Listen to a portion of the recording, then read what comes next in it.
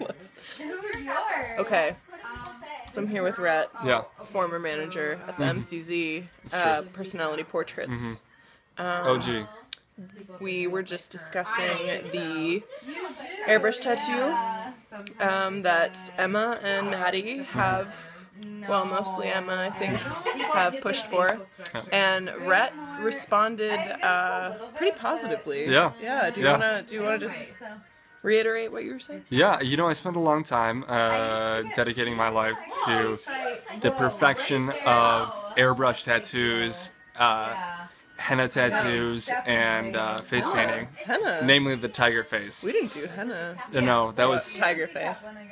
Yeah. Dude, when I was young, Okay. And I would like to say that if, you know, I were to get any airbrush tattoo, which I feel positively about, not like Positive. Me too. it would have to be the dinosaur tattoo. Dinosaur tattoo, green body, orange scales, Bonus, spice. bonus if you remember the number of the stencil. 157.